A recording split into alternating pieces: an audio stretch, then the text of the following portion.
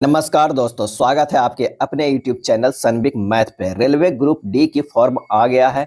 इस बार सीट कम आया है। सिलेक्शन लेने के लिए काफ़ी ज़्यादा मेहनत करना होगा। आप सभी लोगों की सहायता के लिए हम लेकर आए हैं प्लेटफॉर्म द्वारा निकाला गया 30 प्रैक्टिस सेट का फुल सॉल्यूशन। प्रत्येक दिन एक एक सेट लेकर आएंगे फुल डिस्कशन के साथ, जो काफ़ी फायदा करेगा एग्जाम में। तो आइए शुरू करते हैं पहले सेट से, और नए हैं तो चैनल से जरूर जुड़ जाए। तो आइए शुरू करते हैं पहले प्रश्न से। पहला प्रश्न कर रहा है कि 3 कथन और उसके बाद 3 निष्कर्ष दिए गए हैं। कथनों को सत्य मानते हुए विचार करें, भले ही वे समानता ज्ञात तथ्यों से भिन्न प्रतीत होते हुए, और बताएं कि कौन से निष्कर्ष तार्किक रूप से दिए गए कथनों का पालन करते हैं। अब कथन में कह क्या रहा है? कह रहा है कुछ लिफाफे जो है कागज है। यहाँ पर क्या करना है? ये लिफाफे है, क्या है? इस तरह लिफाफे बनाना है, और कुछ लिफाफे जो है वो क्या है? कागज है। ये हो जाएगा कागज, क्या है? कागज हो जाएगा। उसके बाद प्रश्न में कह रहा है कि सभी कागज लुगदी है। सभी कागज जो है वो क्या है? लुगदी है। इस तरह क्या करना है? लुगदी लगाना है कि सभी कागज क्या है? यहाँ पे लुगदी है। नेक्स्ट कह रहा है सभी लुगदी पतियां है। सभी जो लुगदी है वो क्या है? पतियां है। तो लुगदी अंदर हो जाएगा, बाहर से ये पतियां हो जाएगा, पतियां हो जाएगा। अब इससे निष्कर्ष हमें निकालना है। तो कह रहा है कुछ पतियां जो है वो कागज है, बिल्कुल है। कुछ लुगदी कागज है, बिल्कुल है। सभी कागज जो है वो पतिया है, बिल्कुल सही है। तो हमारा जो है ये तीनों निष्कर्ष पालन कर रहा है। इसका जो सही आंसर हो जाएगा वो ए हो जाएगा। 1, 2 और 3 सभी निष्कर्ष जो है पालन कर रहे हैं। नेक्स्ट प्रश्न है, दिए गए अंक अक्षर प्रत्येक अनुक्रम का ध्यानपूर्वक अध्ययन करें और पूछे गए प्रश्न का उत्तर दे।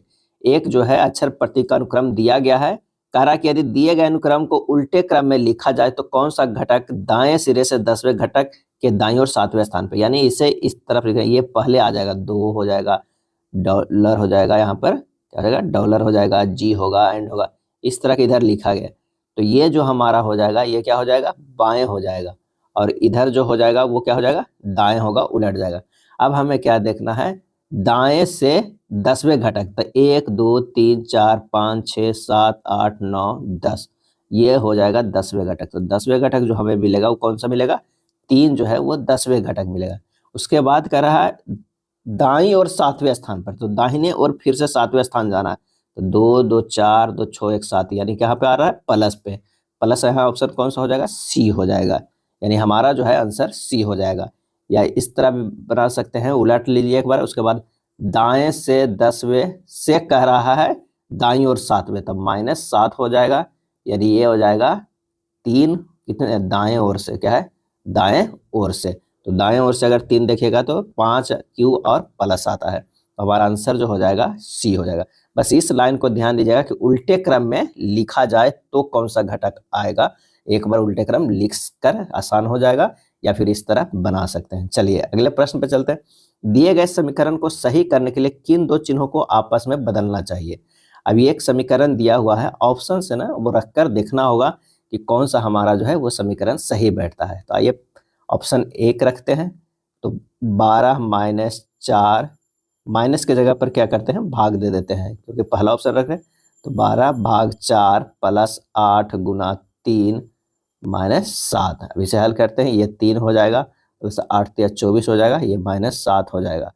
तो -24 में से 7 गया तो कितना हुआ? 17, 17 3 कितना हो जाएगा? ये 20, 20 आ रहा है हमारा। यहाँ भी 20 दिया हुआ है, तो हमारा सही बैठ रहा है। तो आंसर जो हो जाएगा वो कौन सा? ए हो जाएगा। अगला है उस विकल्प का चयन कीजिए जिसके 5वें अक्षर समूह में वही संबंध है जो दूसरे अक्षर समूह का पहले अक्षर समूह से और चौथे अक्षर समूह का तीसरे से है। यानी हमें देखना है कि जे से जी गया है तो कितना किया गया है? तो जे से जी गया है -3 किया गया है। और ओ से एल गया है तो ये भी -3 किया गया है। ई से बी गया है तो -3 किया गया है। आर से ओ गया है -3 किया गया है। डी से ए गया है -3 है। बाई से भी गया है -3 है।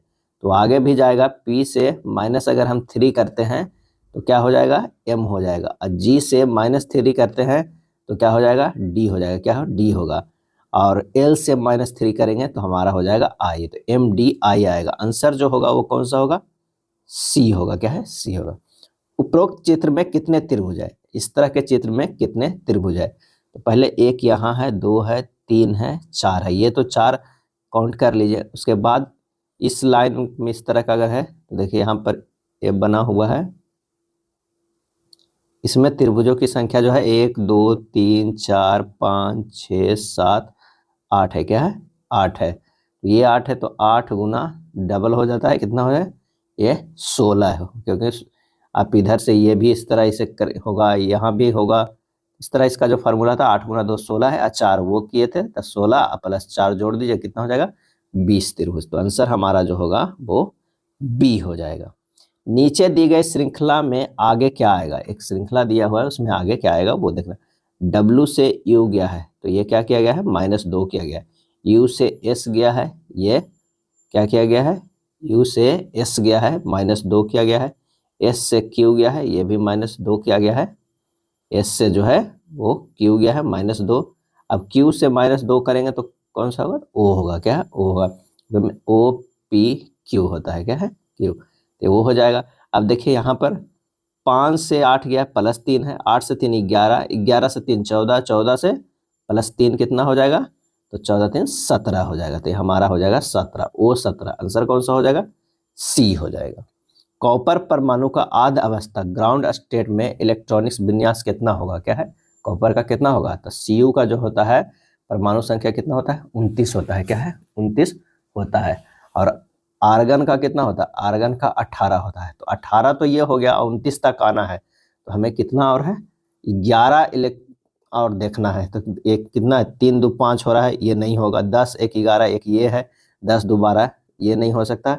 10 2 12 1 13, ये नहीं हो सकता। तो हमारा कौन सा हो जाएगा? ये हो जाएगा। Argon 3D10 4s1। आर्गन के तो 18 हो गया, 18 10 28 1 29, क्योंकि कॉपर के परमाणु संख्या कितने होती है? 29 होती है। और आर्गन के 18, तो हमें 11 इलेक्ट्रॉन और देखना है किस में है? तो सी में है। यदि पृथ्वी की त्रिज्या 1% सिकुड़ जाए जबकि द्रव्यमान वही रहे तो पृथ्वी तल पे गुरुत्वीय त्वरण क्या हो जाएगा? पृथ्वी की त्रिज्या कह रहा है कि 1% सिकुड़ जा रहा है, यानी डेल आर बाई आर बराबर जो हो रहा है -1% हो रहा है। गुरुत्वीय त्वरण जी बराबर जो होता है Gm/re होता है, यानी G प्रोपोर्शनल टू होता है RE के स्क्वायर होता है। क्या है? रेडियस के स्क्वायर होता है। तो G जो है प्रोपोर्शनल टू हो रहा है RE के -2। क्या है? ये ऊपर चला गया तो -2 हो गया। अब मान रखिए डेल G/G बराबर होगा -2 डेल R/R हो जाएगा, यानी -2 तो ये हो गया, और डेल R/R बराबर क्या है? -1% है, क्योंकि ये सिकुड़ रहा है। तो ये हो जाएगा +2%, यानी 2% से बढ़ जाएगा। 2% से घट ही नहीं सकता है ना, क्योंकि क्या है? फार्मूला भी तो जो है R नीचे में है, इन्वर्सली प्रोपोर्शनल में है। अगर ये सिकुड़ रहा है, कम हो रहा है, तो G का मान निश्चित ही बढ़ेगा। तो आंसर हमारा कौन सा हो जाएगा? सी होगा। आप इस तरह भी समझ सकते हैं कि 2% घट जाएगा वाला ऑप्शन नहीं होगा। अगला है प्रकाश संश्लेषण के अध्ययन में उपयोगी शैवाल कौन सा है? इसका सही जवाब हो जाएगा क्लोरेला। क्या है? क्लोरेला है। क्लोरेला शैवाल के क्लोरोप्लास्ट में हरे प्रकाश संश्लेषक वर्णक क्लोरोफिल ए और क्लोरोफिल बी होते हैं और बहुत तेजी से प्रकाश जो है संश्लेषण की क्रिया करते हैं। स्पायरोगायरा शैवाल जो है स्थिर जल में पाया जाता है। इसे तालाब का रेशम भी कहा जाता है। तालाब का रेशम किसे कहा जाता है? स्पायरोगायरा को कहा जाता है। अब भारतीय फाइकोलॉजी का जनक प्रोफेसर MOP अयंगर को माना जाता है। क्या है? MOP अयंगर को माना जाता है। नॉन स्टॉक और एनाबिना शैवाल नाइट्रोजन स्थिरीकरण करते हैं, काफी इंपॉर्टेंट है। और कारा तथा नाइट्रेला नामक शैवाल जो है मलेरिया के उपयोग में आता है। कारा तथा नाइट्रेला नामक शैवाल। नेक्स्ट है प्रोजेस्टेरॉन हार्मोन का कार्य क्या है? प्रोजेस्टेरॉन हार्मोन का कार्य क्या है? और इसका जो आंसर हो जाएगा गर्भाशय की दीवार को मोटा करना, बिल्कुल सही। इसमें रुधिर परिसंचरण बढ़ाना, ये भी सही। इसकी कोशिकाओं में वसा और ग्लाइकोजन के भंडारण को बढ़ाना, ये भी सही। इसका आंसर जो हो जाएगा डी हो जाएगा। ये तीनों सही, उपरोक्त में से सही है। एस्ट्रोजन के सहयोग कर स्तन के विकास एवं दूध ग्रंथि को सक्रिय करता है प्रोजेस्टेरॉन हार्मोन। यह गर्भाधारण की कमी होने पर पीरियड में अधिक ब्लीडिंग होने को प्रेरित कर साथ ही त्वचा को शुष्क करता है। और प्रोजेस्टेरॉन हार्मोन का स्राव जो है कार्पस ल्यूटियस की कोशिकाओं द्वारा होता है। क्या है? कार्पस ल्यूटियम की कोशिकाओं के द्वारा होता है। कार्पस ल्यूटियम ध्यान रखिएगा। अगला है बोरोन का निष्कर्षण किस खनिज से किया जाता है? बोरोन का निष्कर्षण जो है किस खनिज से किया जाता है? इसका सही जवाब हो जाएगा कोलमेनाइट। क्या है? कोलमेनाइट। और इसका जो फार्मूला होता है Ca2B6O11 5H2O होता है। क्या है? H2O होता है। Ca2B6O11 और 5H2 होता है। एजुराइट अयस्क से कॉपर का निष्कर्षण किया जाता है। एजुराइट से अगर बात करें तो कॉपर का जो है निष्कर्षण होता है। और लिमोनाइट क्या है, लिमोनाइट से Fe आयरन का होता है। क्या, इससे जो है Fe आयरन का निष्कर्षण होता है। चलिए नेक्स्ट देखते हैं। K1 से बड़ी कोई भी विषम संख्या होने पर K33 माइनस K हमेशा खाली स्थान से विभाज्य होगा। अब K1 से बड़ी कोई विषम संख्या कर रहा है तो यहाँ पर K33 माइनस K को हम लिख सकते हैं K इंटू K के पावर 32 माइनस 1, K के पावर 32 माइनस 1 लिख सकते हैं। अब इसे K कॉमन ले लीजिए, उसके बाद K के लिख सकते हैं यहाँ पर 16 के पावर स्क्वायर माइनस 1 के पावर स्क्वायर। इसे तोड़ दीजिए A square minus B square में, यानी इसे एक बार जोड़ में हम तोड़ देते हैं, फार्मूला हम लोग जानते हैं, और एक जो होगा माइनस में होगा। क्या है, माइनस में होगा। ये कैसे हुआ, तो इस फार्मूला से हुआ। A square minus B square बराबर जो होता है A plus B into A minus B होता है। बस उसमें हम इसे तोड़ दिए। अब फिर K कॉमन ले लीजिए, K के पावर 16 प्लस 1 रहने दीजिए। इसे लिख सकते हैं K के पावर 8 के स्क्वायर माइनस 1 के स्क्वायर। इसे फिर तोड़िएगा तो K हो जाएगा K के power 16 plus 1 into K plus 8 into K minus 8। फिर ये उसी तरह सर K माइनस 8 नहीं, K के पावर जो होगा ये होगा 8 माइनस 1 होगा। यहाँ भी जो है ये टूट जाएगा, K के पावर 8 प्लस 1 इंटू K के पावर 8 माइनस 1 में टूटेगा। इसे फिर सिंपल कर सकते हैं। ये जो हमारा लास्ट टूट कर आएगा वो क्या हो जाएगा, तो K कॉमन हो जाएगा, K के पावर 16 प्लस 1 तो K के पावर 8 प्लस 1 इंटू K के पावर 4 प्लस 1, K के power 4 plus 1 K square plus 1 into last में जो टूटेगा K minus 1 into K plus 1, यहाँ तक टूटेगा। ये हमारा आखिरी तक जो टूटेगा। तो K के पावर 33 माइनस K जो है वो K into K minus 1 into K plus 1।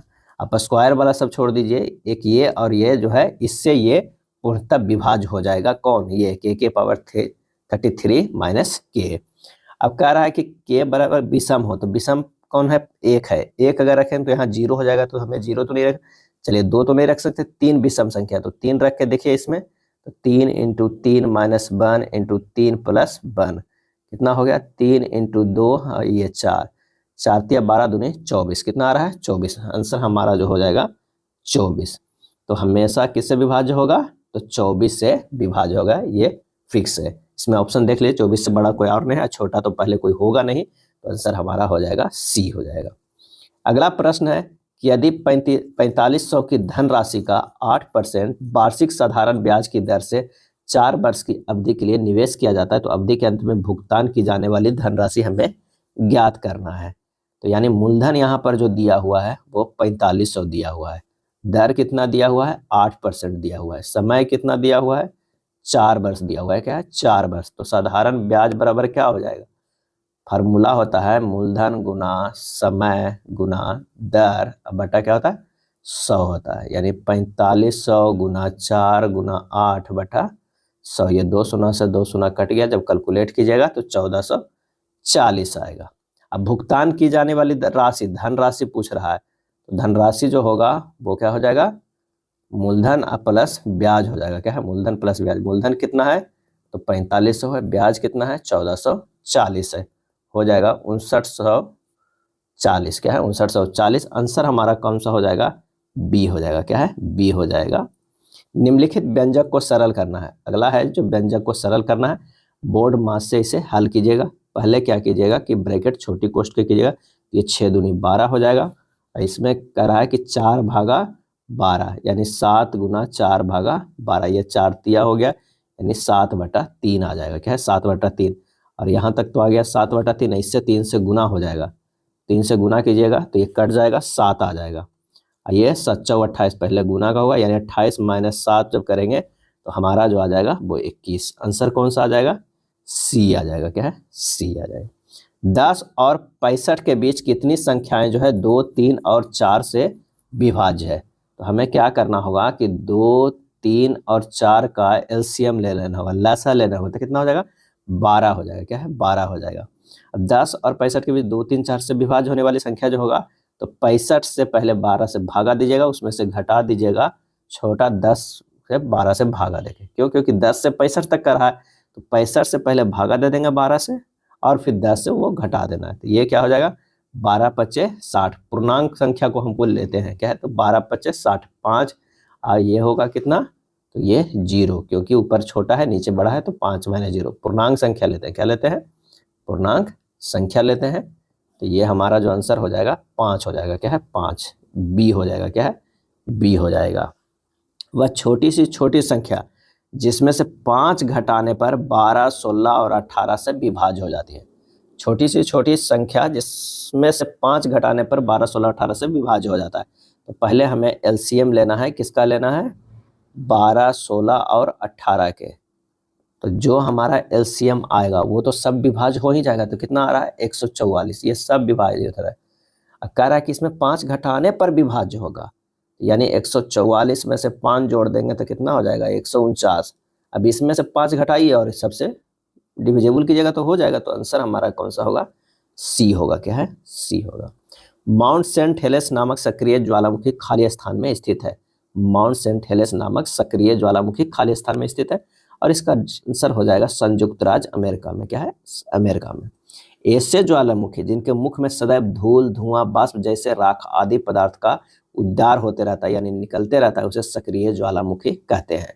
और ज्वालामुखी में सर्वाधिक मात्रा में जल वाष्प का उत्सर्जन होता है। ज्वालामुखी के ऊपर आने वाला स्थान उद्गार कहलाता है, और ज्वालामुखी से जो बनता है झील उसे क्रेटर झील कहते हैं। क्या कहते हैं? क्रेटर झील कहते हैं। कई बार पूछा जाता है कि भारत का एकमात्र सक्रिय ज्वालामुखी कौन सा है, तो वो है बैरनदीप। भारत का जो है एकमात्र सक्रिय ज्वालामुखी जो है वो है बैरनदीप। और ये भी पूछा जाता है कि रिंग ऑफ फायर क्या है? रिंग ऑफ फायर कहाँ स्थित है? तो ये स्थित है प्रशांत महासागर में। क्या है? प्रशांत महासागर में स्थित है। किलिमंजारो जो है पूछता है, किलिमंजारो अफ्रीका की सर्वोच्च पर्वत तथा एक निष्क्रिय जो है ज्वालामुखी है। क्या है? निष्क्रिय ज्वालामुखी है। और हवाई द्वीप का किलाउ ज्वालामुखी, इंडोनेशिया के मेरापो ज्वालामुखी, इटली के स्ट्राम्बोली और एटना का इक्वाडोर का कोटोपैक्सी, ये सब जो है क्या है? सक्रिय ज्वालामुखी में आता है। चलिए अगले प्रश्न पे चलते हैं। अजंता गुफा के चित्र भारत में खाली स्थान के स्वर्ण युग के प्रमाण है, और इसका आंसर होता है बौद्ध धर्म के। अजंता के गुफा का चित्र भारत में बौद्ध धर्म के स्वर्ण युग के प्रमाण है। अजंता के गुफा गुप्त काल में बनाया गया। क्या है? गुप्त काल में। और गुफा नंबर 17 को चित्रों को चित्रशाला कहा जाता है। 17 के चित्रों को क्या कहा जाता है? चित्रशाला कहा जाता है। नेक्स्ट है, कितने भारतीय राज्यों और संघ शासित प्रदेशों में समुद्र तट आते हैं? अब ये बताना है कि कितने भारतीय राज्यों और संघ शासित प्रदेशों में समुद्र तट आते हैं। इसका सही आंसर जो हमारा हो जाएगा वो क्या हो जाएगा? सी हो जाएगा। 9 राज्य और 4 संघ शासित प्रदेश में आता है। 9 राज्य कौन कौन से आता है? तो एक तो है जो गुजरात से लगता है, महाराष्ट्र होता है, उसके बाद गोवा हो जाएगा, उसके बाद कर्नाटक, नीचे चलिए केरल, तमिलनाडु, आंध्र प्रदेश, क्या है? आंध्र प्रदेश, उड़ीसा, और एक लगता है कौन सा? पश्चिम बंगाल। क्या है? पश्चिम बंगाल। ये सब तो लगता है राज्य है। तो ये कितने राज्य हो गए? 9 राज्य हो गए। और 4 जो केंद्र शासित प्रदेश है वो है अंडमान और निकोबार, पुडुचेरी, लक्षद्वीप, और लास्ट जो है वो दादर नगर हवेली एवं दमन द्वीप। अभी भारत में कितने राज्य हैं? तो 8 राज्य हैं और 8 जो है संघीय प्रदेश हैं। क्या है? संघीय प्रदेश है। यानी आंसर जो यहाँ हो जाएगा सी हो जाएगा। समुद्र तट में आते हैं 9 राज्य और 4 संघ शासित प्रदेश। किस खिलाड़ी की आत्मकथा प्लेइंग इट माई बे शीर्षक से प्रकाशित हुई? प्लेइंग इट माई बे। और इसका सही आंसर हो जाएगा सचिन तेंदुलकर। क्या है? सचिन तेंदुलकर। सानिया मिर्जा का कौन सा पुस्तक है? तो सानिया मिर्जा के पुस्तक है अगेंस्ट ऑड्स सानिया। अगेंस्ट और सानिया। क्या है? अगेंस्ट और सानिया है। और लिएंडर पेस भी भारत के जो है वो टेनिस खिलाड़ी हैं। कभी कभी पूछ लिया जाता है कि कपिल देव के ऑटोबायोग्राफी क्या है?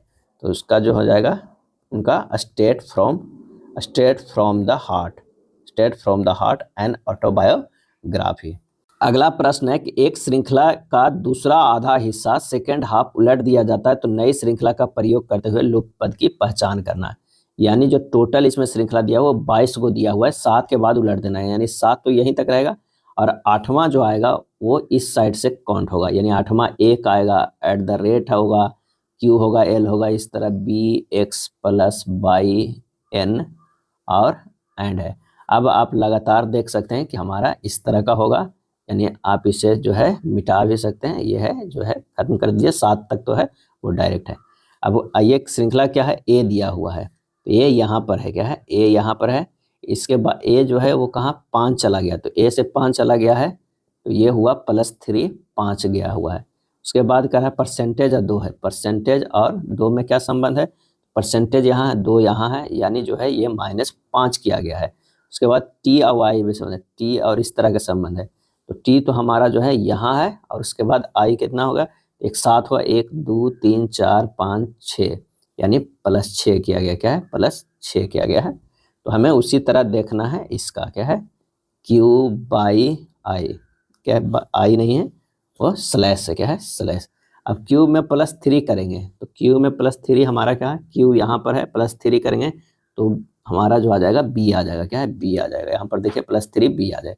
बाई है, बाई यहाँ पर है और बाई में से हमें -5 करना है, 1 2 3 4 5 एल आ रहा है, -5 करेंगे एल आएगा। इसमें क्या है +6 करना है, स्लैश में +6 करना है तो 2 2 4 2 6 जो हमारा आ जाएगा वो क्या आ जाएगा एंड है, यहाँ पर लास्ट में जो है वो एंड है, तो ये आ गया एंड। आंसर हमारा जो होगा बी एल एंड, क्या है बी एल एंड। यानी हमें ये 7 लेना है और 11 लेना है, 22 को टोटल है और 11 इस तरह चलना है, ये वाला जो रेड किया हुआ है उसे उलट देना है। चलिए अगले प्रश्न पे आते हैं। इस प्रश्न में संख्याओं प्रतीकों को एक समूह को नीचे दी गई तालिका के अनुसार अक्षरों का प्रयोग करके कूटबद्ध किया गया है और कुछ नियम दिए गए हैं, नियमों को पालन करने वाले सूर्य का सही संयोजन आपका उत्तर है। चलिए क्या नियम है कि यदि पहला घटक एक प्रतीक है और अंतिम घटक एक संख्या है तो इन दोनों के कूट आपस में बदला जाना चाहिए। दूसरा नियम कह रहा है कि यदि पहला घटक एक विषम संख्या और अंतिम घटक एक सम संख्या है जो पहले और अंतिम घटकों को ऐड के रूप में किया जाएगा। यदि दूसरे और चौथे दोनों ही घटक 3 के गुणज है तो दूसरे और चौथे दोनों ही घटकों को दूसरे घटक के कूट के रूप में कूटबद्ध किया जाएगा। अब यहाँ हमें दिया हुआ है #3 7 6 इस तरह परसेंटेज दिया हुआ है। अब हमें बदलना है किस रूल से, ऊपर वाला। तो यहाँ पर कह रहा है कि यदि दूसरे और चौथे ही घटक 3 के गुणज है, बिल्कुल 3 के गुणज है, तो दूसरे और चौथे दोनों ही घटकों को दूसरे घटक के कूट के रूप में कूटबद्ध किया जाएगा।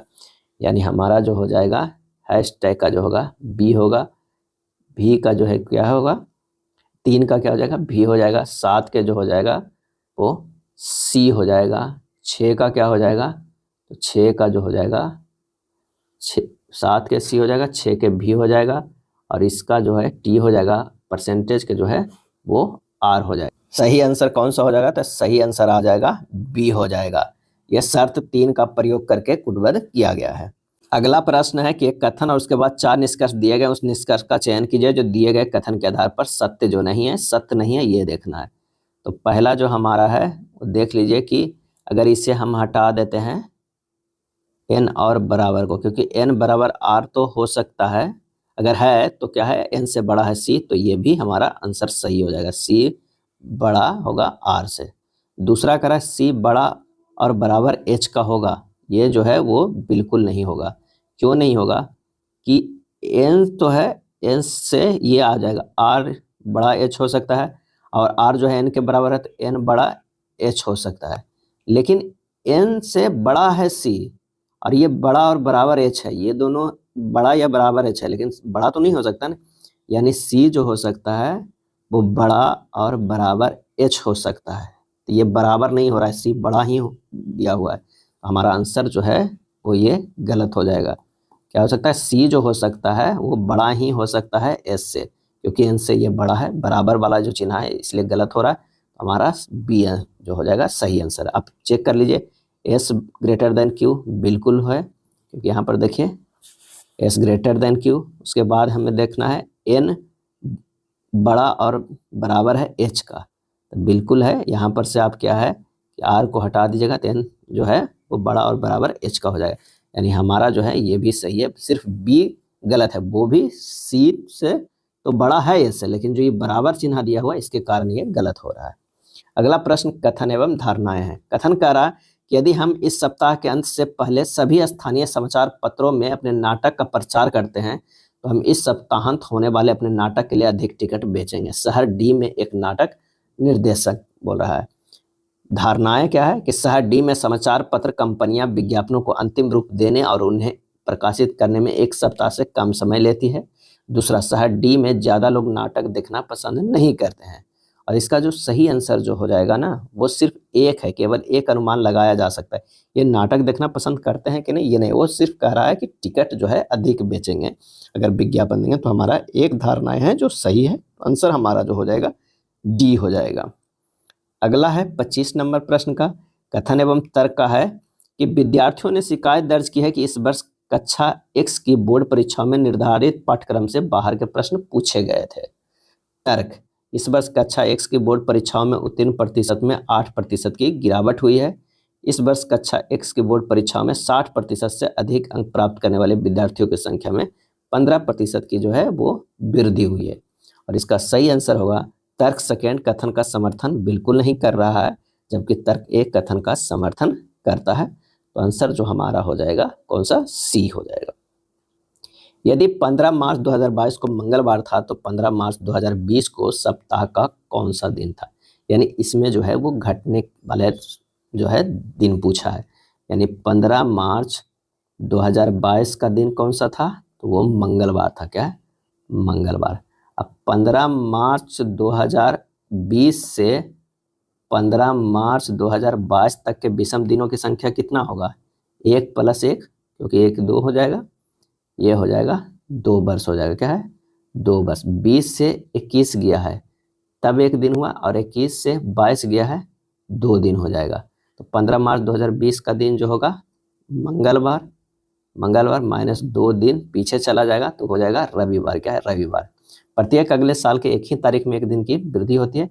यदि लीप वर्ष हो, क्या है, लीप वर्ष हो तो 2 दिन की वृद्धि होती है। क्या है, 2 दिन की वृद्धि होती है। तो आंसर जो हमारा हो जाएगा कितना, वो हो जाएगा ए हो जाएगा। क्या है, ए हो जाएगा। इस प्रश्न में लीप वर्ष कहीं नहीं आएगा, क्योंकि ये फरवरी आता 2020 का, तभी लीप वर्ष होता है, इसलिए ये 2 ही दिन जुटा है 2 वर्ष का। कोशिका भित्ति का अभाव होता है, कोशिका भित्ति का अभाव होता है, तो आंसर हो जाएगा बी, प्रोटिस्टा में। क्या है, प्रोटिस्टा में जो है कोशिका भित्ति का अभाव होता है। मनुष्य के श्वसन तंत्र में वायु की मात्रा कम होने पर निम्न में से किसकी उपस्थिति श्वसन तंत्र में वायु मार्ग को निपतित नहीं होने देती है। और इसका सही आंसर हो जाएगा उपास्थि वलय का। क्या है, उपास्थि वलय का। मनुष्य के श्वसन तंत्र में वायु की मात्रा कम होने पर उपास्थि वलय उपस्थिति श्वसन तंत्र में वायु मार्ग को निपतित नहीं होने देती है।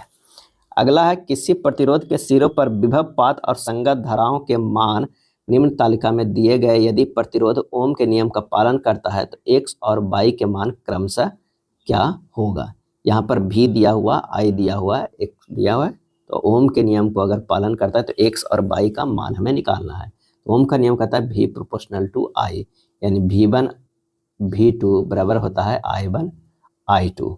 अगर v1 1.6 है और v2 क्या है, x है, तो I1 कितना है 0.4 बटा 0.6। आप इसे करके देख रहे हैं तो यहाँ से निकल जाएगा x बराबर 2.4 वोल्ट निकल जाएगा। क्या, 4 वोल्ट हो जाएगा। अब इसी तरह हमें ये भी निकालते हैं, v1 बटा v2 बराबर I1 बटा I2। v1 की जगह पर 4 रखते हैं, अब v2 की जगह पर 4.8, I1 की जगह पर 1, I2 की जगह पर जो हमें क्या रखना है, y रखना है। यहाँ से देख लीजिए ये नियम को क्या गया, जब इन दोनों को सॉल्व करेंगे तो ये y बराबर जो होगा 1.2 आएगा। तो हमारा कौन कौन है, 2.4 और 1.2। आंसर जो है वो ए आया है। हड्डी निम्न में से किस प्रकार के ऊतकों का उदाहरण है, और इसका सही आंसर होगा बी, संयोजी ऊतक। हड्डी जो है संयोजी ऊतकों का उदाहरण है। हड्डियों का अध्ययन जो है ऑस्टियोलॉजी कहलाता है। हड्डियों के रोग का अध्ययन ऑर्थोलॉजी कहलाता है। क्या, ऑर्थोलॉजी कहलाता है। हड्डी जिन कोशिकाओं से बनते हैं उसका नाम ऑस्टियोसाइट कहते हैं, ऑस्टियोसाइट कहते हैं, ध्यान रखिएगा। हड्डी जिस प्रोटीन से बना होता है उसे ओसियन प्रोटीन कहते हैं। क्या है? ओसियन कहते हैं। क्या? ओसियन कहते हैं। हड्डियों के निर्माण में कैल्शियम कार्बोनेट, कैल्शियम फॉस्फेट एवं ओसिन प्रोटीन का योगदान होता है। नेक्स्ट प्रश्न है कि वायुमंडलीय अपवर्तन के कारण क्षितिज के निकट देखे जाने पर किसी तारे की आभासी स्थिति उसकी वास्तविक स्थिति से थोड़ी खाली स्थान होती है, और यह आभासी स्थिति खाली स्थान जिसके परिणाम स्वरूप तारे जो हैं हमें टिमटिमाते हुए नजर आते हैं। तो कहता है वास्तविक स्थिति से थोड़ी ऊंची होती है और आभासी स्थिति बदलती रहती है, इसके कारण परिणाम स्वरूप जो है वो तारे जो है वो टिमटिमाते नजर आते हैं। प्रकाश की किरणों के एक माध्यम से दूसरे माध्यम में जाने पर अविलंब से दूर भागना या निकट आना ही अपवर्तन कहलाता है, और अपवर्तन का मुख्य कारण विभिन्न माध्यमों में प्रकाश के वेग का अधिक या जो है कम होना होता है। चलिए अगले प्रश्न पे आते हैं। एक दुकानदार अपने माल को क्रय मूल्य पर 10% की हानि पर बेचता है, लेकिन 30% कम वजन के बाट का उपयोग करता है, तो उसका लाभ क्या हो जाएगा? ये 10% को हम लिख सकते हैं 1/10, और 30% को लिख सकते हैं कितना? 3/10 लिख सकते हैं। अब ये CP है, ये SP है। अगर CP जो है वो मूल्य है 10 रुपया, तो 10% के हानि पर बेच रहा है तो 9 रुपया में बेच रहा है, लेकिन वजन अगर 7 है तो इसे कितना है? वो ये 10 हो जाएगा। क्या है? 10। वजन जो है वो 7 और 10 का होगा, तो CP अनुपात SP, CP अनुपात SP बराबर हो जाएगा 10 × 7 अनुपात 10 × 9। तो ये हो जाएगा कितना? 10-10 कट जाएगा, 7/9। तो लाभ प्रतिशत कितना हो जाएगा? लाभ प्रतिशत हो जाएगा, लाभ कितना है? 7 और 9 में 2 का लाभ हो रहा है। 7 में मतलब खरीद रहा है, 2 9 में बेच रहा है, तो 2 कितने में? 7 × 100 बराबर हो जाएगा 28.4/7%। यानी 7 ही खरीदा है या दे रहा है, कितना? 10 में बेच रहा है। क्यों? क्योंकि वजन जो है 30% वजन का बाट का उपयोग करता है। तो ये हो गया 28.4/7%। आंसर जो हमारा होगा वो D होगा। 3 साझेदार हैं A, B और C, एक व्यवसाय शुरू किया है। लाभ को क्रमशः 2, 3 और 5 के अनुपात में बांटने का फैसला किया। यदि B को हिस्सा जो है 7,50,000 है, तो कुल लाभ की हमें गणना करना है। B को मिला है, यानी 3 को जो मिला है, इसको 3x मान लीजिए, 3 को मिला है 7,50,000। x बराबर कितना होता है? 2,50,000 हो जाएगा। अब कह रहा है कि कुल लाभ है, तो कुल लाभ कितना है? 2x + 3x + 5x, यानी 5 3 8 2 10x है। तो 10 × x के जगह पर 2,50,000 रख दीजिए। आंसर हो जाएगा 2,50,000, उस पर एक और शून्य। कितना हो जाएगा? ये हो जाएगा B हो जाएगा। निम्नलिखित पाई चार्ट में रमन के परिवार पर हुए घरेलू व्यय के प्रतिशत को दर्शाया गया है। पाई चार्ट का ध्यानपूर्वक अध्ययन कीजिए और नीचे दिए गए प्रश्नों का उत्तर दीजिए।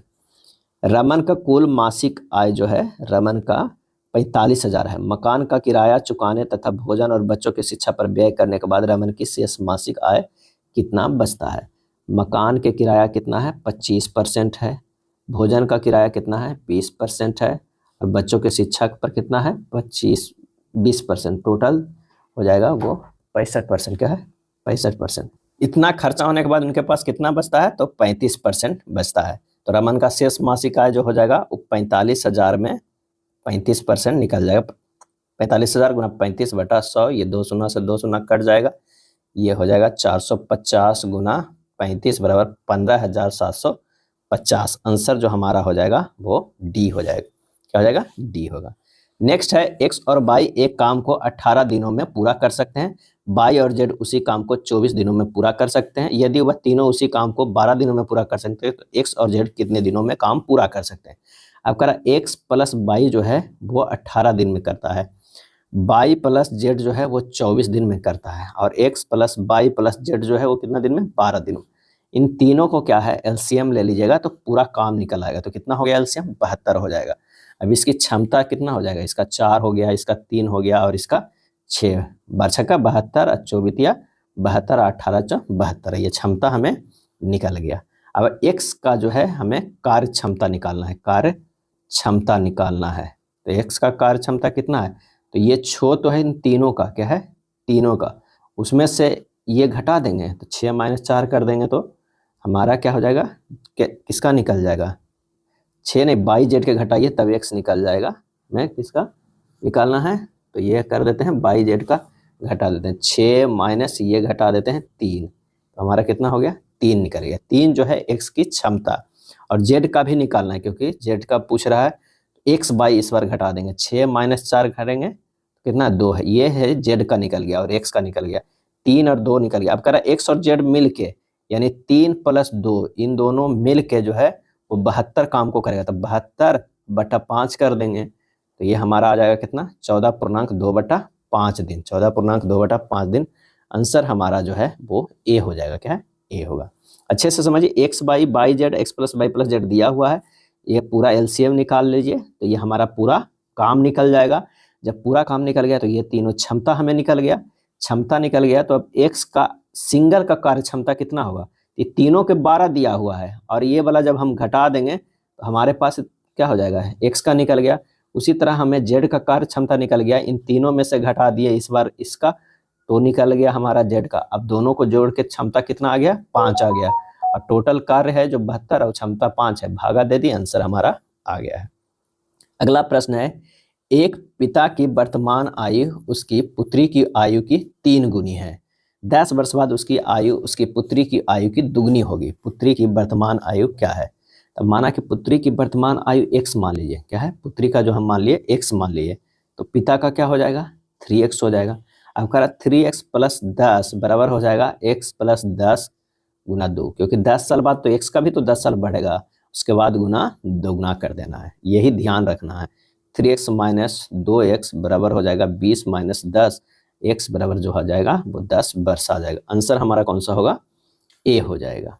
निम्न में दक्षिण भारत का सर्वोच्च शिखर कौन सा है, दक्षिण भारत का, तो ये हो जाएगा अन्नायमुडी शिखर, क्या है अन्नायमुडी जो है वो दक्षिण भारत का सर्वोच्च शिखर है, यह पश्चिम घाट की सबसे ऊंची चोटी भी है, और इसकी ऊंचाई कितनी है, तो इसकी ऊंचाई जो है 2695 मीटर है, क्या है मीटर। अन्नामलाई की पहाड़ी पर स्थित है अन्नायमुडी की चोटी, और अन्नायमुडी 3 पहाड़ियों का केंद्र बिंदु है, क्या है 3 पहाड़ियों का केंद्र बिंदु है, ध्यान रखिएगा। नेक्स्ट है, यजुर्वेद में यजुर शब्द का क्या अर्थ है, यजुर्वेद में यजुर शब्द का क्या अर्थ है, और इसका जो सही आंसर जो हो जाएगा वो हो जाएगा समर्पण, क्या है समर्पण होता है। यजुर्वेद जो है, यजुर का शब्द का अर्थ है समर्पण। सस्वर पाठ के लिए मंत्री तथा बलि के समय अनुपालन के लिए नियमों का संकलन यजुर्वेद में है। यजुर्वेद के जो पाठकर्ता होते हैं उसे अथर्ववेद कहा जाता है, क्या है अथर्ववेद कहा जाता है, और यह एक ऐसा वेद है जिसमें क्या है गद भी है और पद भी है, क्या है यजुर्वेद जो है वो गद और पद दोनों हैं इसमें। निम्न में से किस राज्य में प्रतिवर्ष लोसांग महोत्सव आयोजित किया जाता है, लोसांग, और इसका सही आंसर हो जाएगा सिक्किम में मनाया जाता है प्रतिवर्ष लोसांग। अब बिहू जो मनाया जाता है वह असम में, काफी बार पूछा जाता है, बिहू जो मनाया जाता है असम में मनाया जाता है, और गरबा डांडिया ये सब जो है गुजरात का है, कहाँ का गुजरात का है, गुजरात का। अगला है 1972 में साइमन कमीशन का बहिष्कार किया गया था, तो इसका सही जवाब होगा क्योंकि आयोग में कोई भी भारतीय सदस्य नहीं था। 1927 में साइमन कमीशन का बहिष्कार किया गया था क्योंकि इसमें कोई भी भारतीय सदस्य को शामिल नहीं किया गया था। इसका जो गठन है वो एग्जैक्ट डेट पूछ लिया जाता है, तो ये हो जाएगा 8 नवंबर, क्या है 8 नवंबर 1927 ईस्वी को गठन किया गया था। इसमें 7 सदस्य था, 7 सदस्य, और 7 जो था वो अंग्रेज था, इसलिए 7 सदस्य श्वेत था, इस कारण श्वेत आयोग या गोरा आयोग भी कहा जाता है। भारत में साइमन कमीशन का व्यापक विरोध हुआ था, क्या है व्यापक विरोध हुआ था, और साइमन कमीशन का विरोध करते हुए 30 अक्टूबर, क्या है 30 अक्टूबर 1928 ईस्वी को लाला लाजपत राय घायल हुए, जिस कारण से 17 नवंबर, क्या है 17 नवंबर 1928 ईस्वी को उनका देहांत हो गया, क्या है देहांत हो गया था। चलिए अगला है, निम्न में से कौन सा अधिवर्ष नहीं है, अधिवर्ष नहीं है, तो कोई भी शताब्दी वर्ष यदि 400 से पूरी तरह विभाजित नहीं होगी तो वह वर्ष अधिवर्ष नहीं कहलाएगा, यानी 400 से अगर विभाजित हो गया तो अधिवर्ष कहलाएगा। इसमें कौन 4 से जो है वो विभाजित हो रहा है, तो 6800 भी विभाजित हो रहा है, 28 भी विभाजित हो रहा है, 36 भी, तो ये सभी जो है वो अधिवर्ष है, और 2200 विभाजित नहीं हो रहा है, ये अधिवर्ष नहीं है, तो आंसर हमारा कौन सा हो जाएगा, डी हो जाएगा 41 का। नेक्स्ट है 42 का, कि सभी अंगूर जो है वो सेव है, ये जो है ये हो जाएगा अंगूर, सभी अंगूर जो है वो क्या है, तो ये होगा सेव है, सेव है। कोई सेब जो है वो चीड़ नहीं है, चीड़ जो हो जाएगा वो बाहर हो जाएगा, क्या है, बाहर होगा, चीड़ है। कोई सेब चीड़ नहीं है। उसके बाद सभी चीड़ जो है वो शंकु है, सभी चीड़ जो है वो क्या है, वो शंकु है। तो आइए निष्कर्ष पे देखते हैं। कोई शंकु अंगूर नहीं है, बिल्कुल गलत है। कोई शंकु अंगूर नहीं, ऐसा नहीं कहा गया है। ये हो भी सकता है शंकु, तो यहाँ पर ये गलत हो जाएगा, नहीं में है तो ये गलत हो जाएगा। कोई अंगूर जो है चीड़ नहीं है, कोई अंगूर जो है वो चीड़ नहीं है, ये सही है।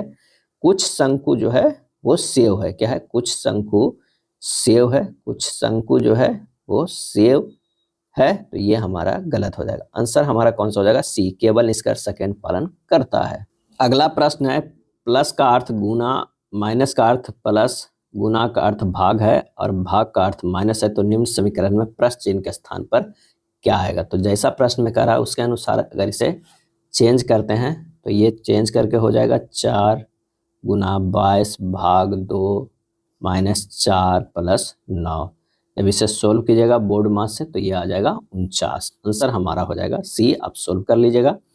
संख्या एक दिया हुआ है, सभी अंकों को आरोही क्रम में बाएं से दाएं व्यवस्थित करने पर मूल संख्या की तुलना में कितने अंकों की स्थिति अपरिवर्तित रहेगी। संख्या दिया हुआ 5 6 1 3 7 4 2 8 और इसे जो क्या कर रहा है, परिवर्तित किया गया है आरोही क्रम में, यानी 1 2 3 4 5 6 7 8।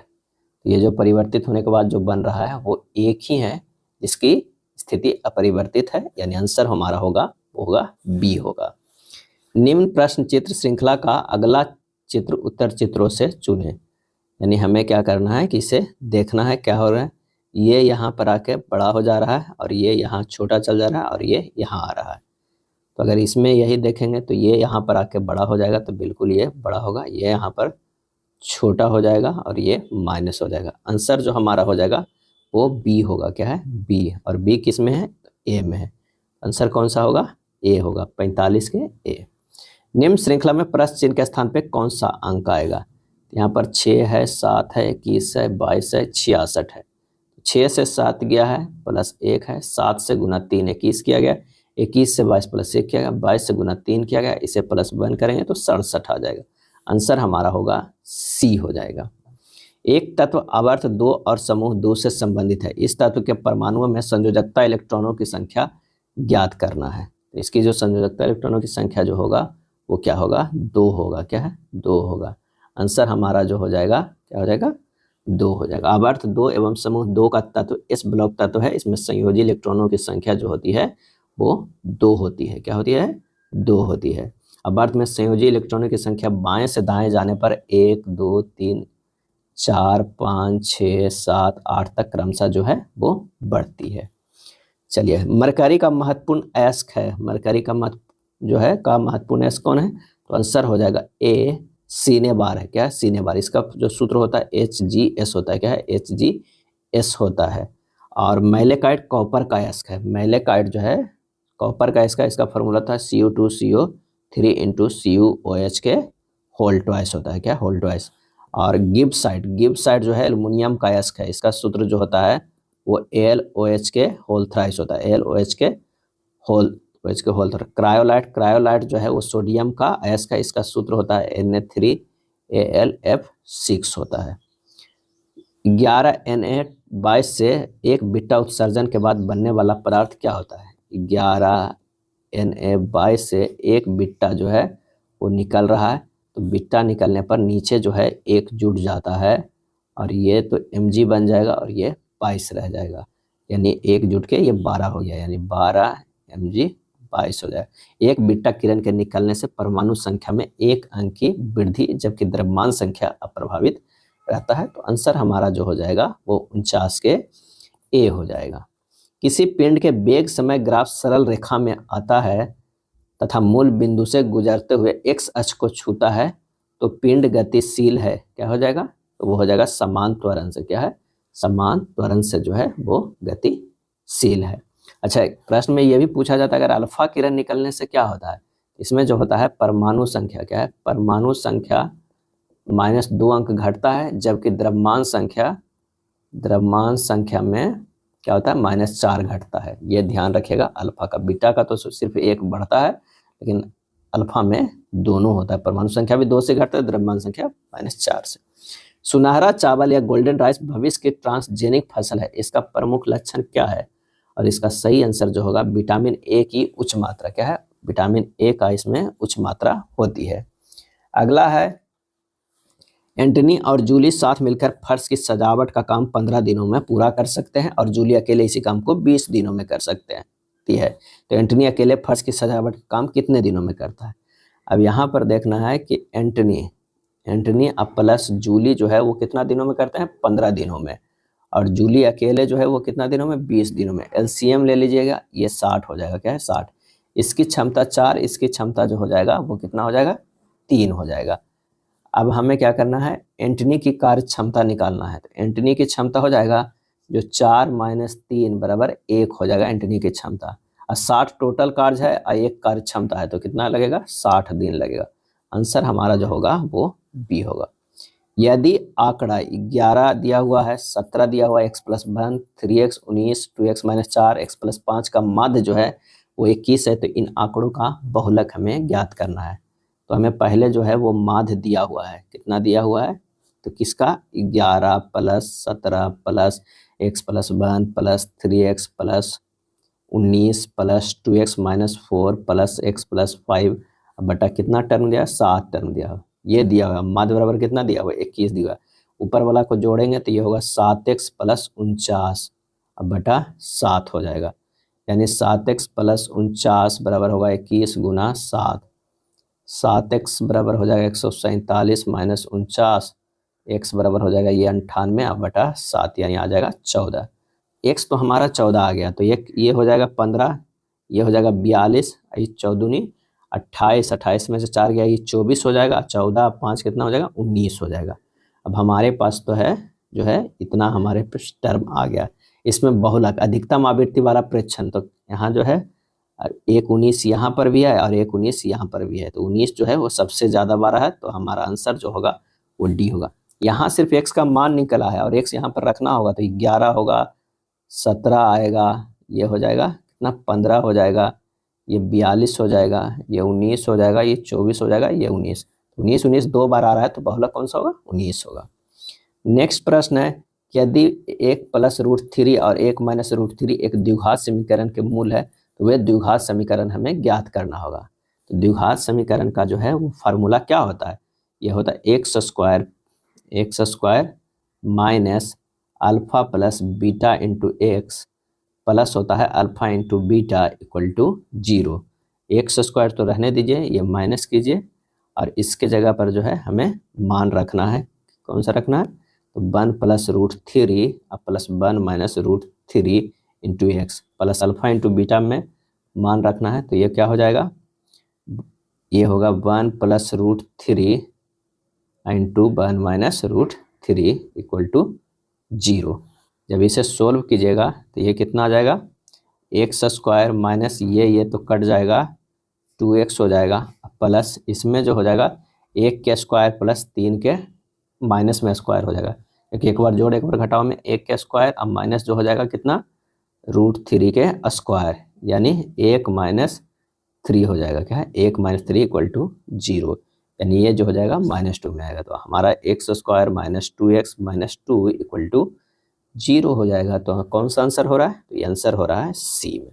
दिए गए आंकड़ों का समानांतर माध्य ज्ञात करना। क्या है? समानांतर माध्य ज्ञात करना है। तो यहाँ जो हो जाएगा समानांतर माध्य बराबर जो होता है, माध्य बराबर होता है सिग्मा fx बटा सिग्मा f होता है। जब यहाँ गुना करेंगे तो क्या हो जाएगा? 10 × 50 गुना 10 × 50 प्लस ये हुआ विपच 100 प्लस 4 × 12 120 प्लस 6 × 24 240 प्लस ये 250। क्या है? 250 बटा कितना हो जाएगा? 5 × 5 = 10, 5 × 15 4 19 6 25, ये 25 से में भागा दे देना है। जब सब जोड़िएगा तो 760 बटा 25 आएगा, क्या आएगा? 30.4। आंसर कौन सा होगा? डी होगा। क्या है? डी होगा। अगला प्रश्न है कि मान लीजिए ABC एक त्रिभुज इस प्रकार है कि कोण ABC जो है वो 70 डिग्री है। क्या है? 70 डिग्री। ये जो है वो 70 डिग्री, इसको बी मान लीजिए, इसको ए मान लीजिए, इसको सी मान लीजिए। और कोण ए सी बी जो है 50 डिग्री, ये जो है वो 50 डिग्री है। मान लीजिए वो त्रिभुज का अंतः केंद्र है, ये त्रिभुज का अंतः केंद्र है, यहाँ से यहाँ हो गया अंतः केंद्र है। कोण बी ओ सी क्या है, बी ओ सी जो है ज्ञात करना है, हमें ये निकालना है। तो इसका बराबर जो फार्मूला होता है, तो सबसे पहले कोण ए निकालना होगा। तो कोण ए भी बराबर होगा 180 डिग्री माइनस कोण बी प्लस कोण सी, क्या है, कोण सी हो जाएगा, क्या है, कोण सी, यानी 180 डिग्री माइनस 70 प्लस 50, ये हो जाएगा 60 डिग्री, क्या है, 60 डिग्री। क्यों कोण ए निकालना होगा कि तीनों कोणों का योग 180 डिग्री होता है, तो इन दोनों घटा देंगे तो ये होगा, क्योंकि इसके फार्मूला होता है, ये ओ बराबर फार्मूला होता है 90 डिग्री प्लस कोण ए बटा 2। तो कोण ए चाहिए, तो 90 डिग्री प्लस कोण ए निकाले कितना, 60 बटा 2, यानी 90 प्लस 30 हो जाएगा कितना, 120। आंसर हमारा जो है वो सी हो जाएगा। महात्मा गांधी ने किस वर्ष किसानों के समर्थन में गुजरात के खेड़ा जिले में एक सत्याग्रह का आयोजन किया था, किस वर्ष? इसका सही आंसर जो हो जाएगा वो ए हो जाएगा, क्या है, ए हो जाएगा 1918 में किए थे। कहाँ, 18 में। अकाल के कारण किसान जो है भू राजस्व देने में असमर्थ था। वल्लभ भाई पटेल अपना राजनीतिक करियर की शुरुआत खेड़ा सत्याग्रह से ही प्रारंभ किए थे। इसे प्रथम असहयोग आंदोलन भी कहा जाता है। अगला है रजिया सुल्तान को दिल्ली सल्तनत के सिंहासन से किस वर्ष हटाया गया था? और इसका सही जवाब जो हो जाएगा वो है 1240 ईस्वी में। 1236 ईस्वी में बनी थी और 1240 ईस्वी में दिल्ली सल्तनत पर तक शासन किए थे, यानी 4 साल। रजिया पर्दा प्रथा त्याग कर पुरुषों की पोशाक में राज दरबार में जाती थी और यह इल्तुतमिश की पुत्री थी, क्या है, इल्तुतमिश की पुत्री थी। अगला है निम्न में से पल्लवों की राजधानी कौन सी थी? और इसका सही आंसर हो जाएगा कांचीपुरम, क्या है, कांचीपुरम जो है वो पल्लवों की राजधानी थी। कांचीपुरम रेशम और शैलकृत मंदिरों के निर्माण के लिए जाना जाता है।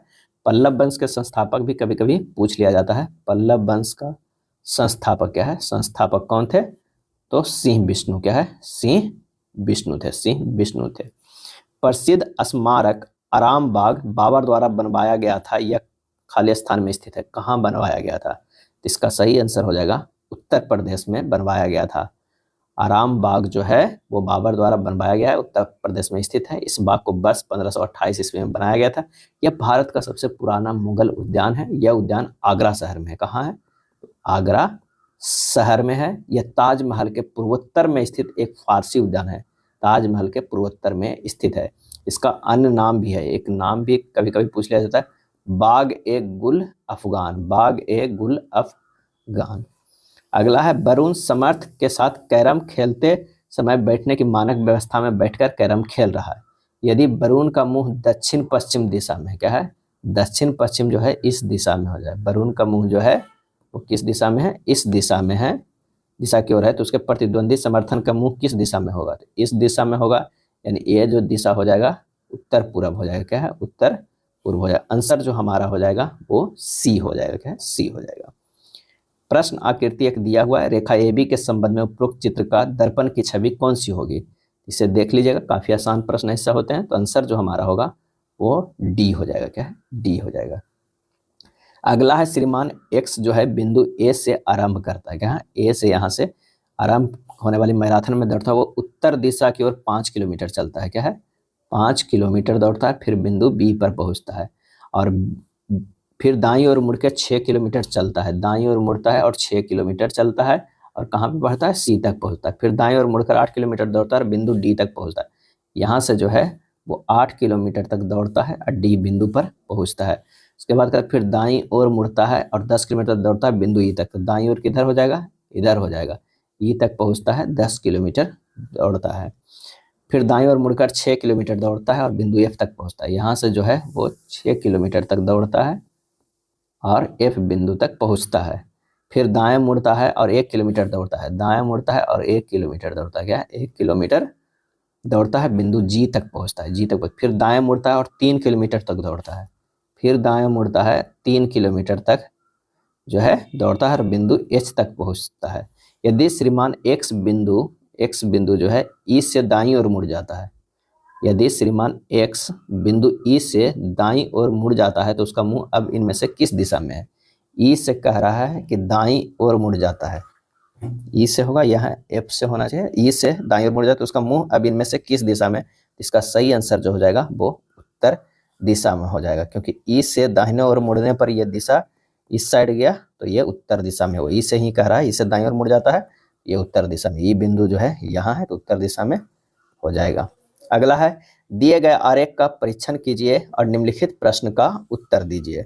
नियोजित लोग हैं, पिछड़े लोग हैं, शिक्षित लोग। कितने शिक्षित व्यक्ति पिछड़े माने जाते हैं? तो पहले तो त्रिभुज में रहेंगे वो शिक्षित लोग हैं, उसके बाद जो आ रहे हैं चौकोर में वो जो है वो पिछड़े माने जाएंगे, यानी 11 और 3, 11 + 3 कितना हो गया, 14 लोग। तो आंसर हमारा जो होगा 64 के बी हो जाएगा।